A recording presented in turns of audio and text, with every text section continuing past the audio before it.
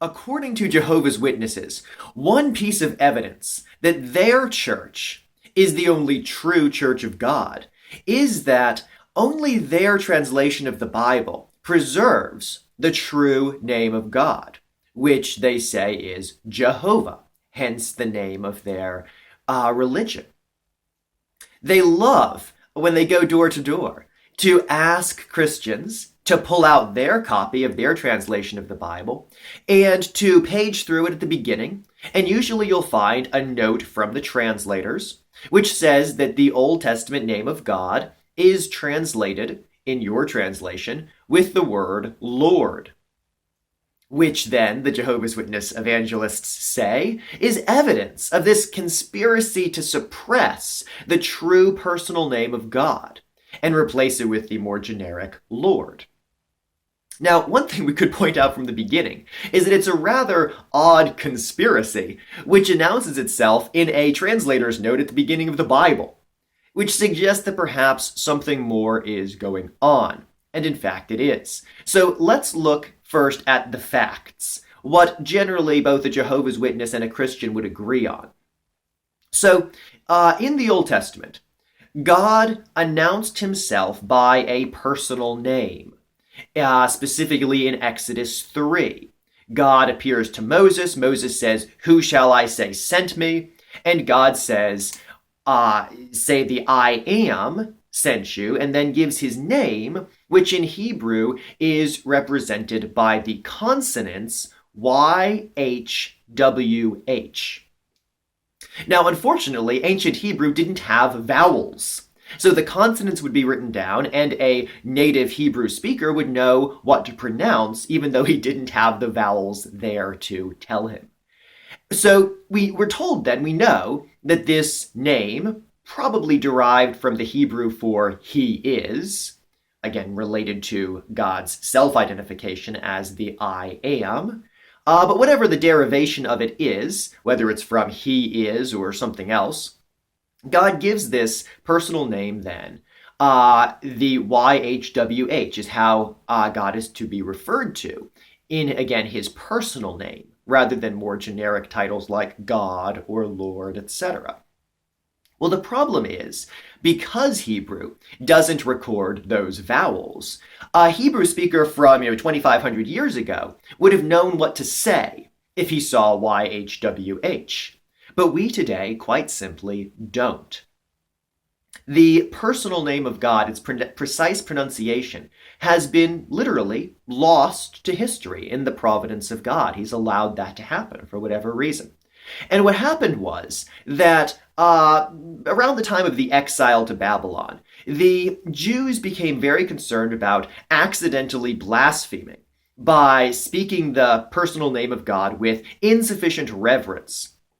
And so instead, rather than speaking YHWH, whatever that sounded like, instead of speaking that name when they read the Old Testament, they would instead speak the word Adonai, which is a term that is used as a name of God in the Old Testament. It means Lord or Master. So instead of reading what was written there, YHWH, however it was pronounced, they would instead read Adonai.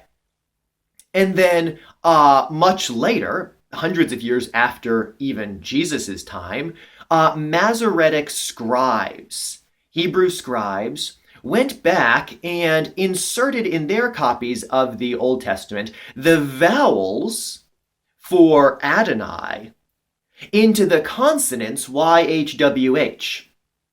And that creates a word which then from their texts, which were used for translations of English New Testaments and Latin New Testaments, you have then this combination of the consonants YHWH with the vowels from Adonai gets turned into Latin, and then that Latinization gets turned into English as Jehovah.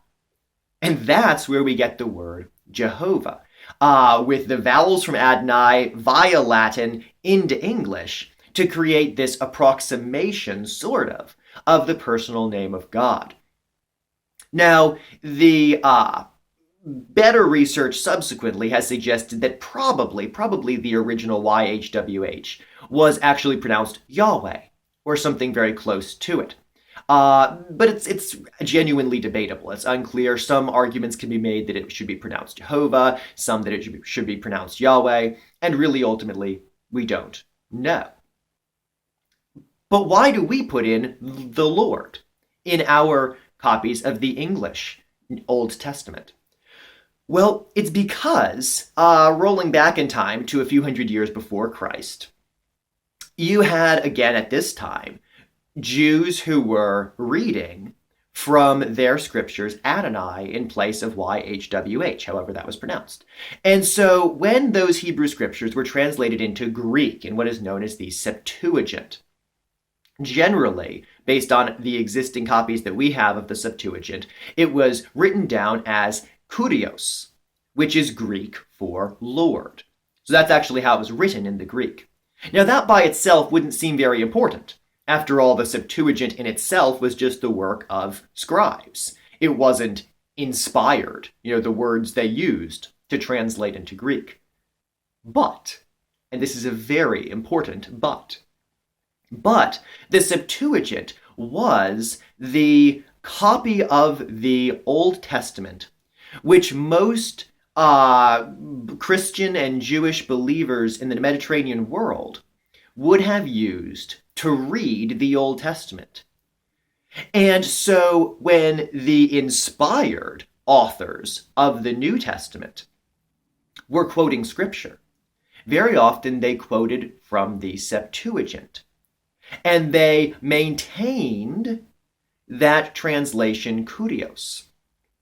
When they quoted Old Testament scripture, which had in the Old Testament used this personal name of God, Yahweh or Jehovah or YHWH, however it was pronounced, in the New Testament, the inspired authors of the New Testament used kurios to represent that, just like the Septuagint did. In fact, we are told even that Jesus himself, in Luke 4:17 through 19, when Jesus reads from Isaiah in a synagogue, he reads where Isaiah would have written, or did write, YHWH, Luke records Jesus reading kurios. Now, the question then for Bible translators becomes, what should we make of this as we translate the Old Testament into English or whatever language we're using?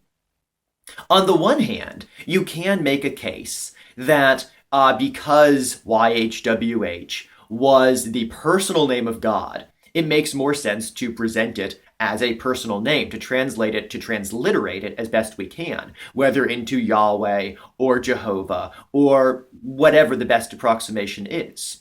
And a good case can be made for that.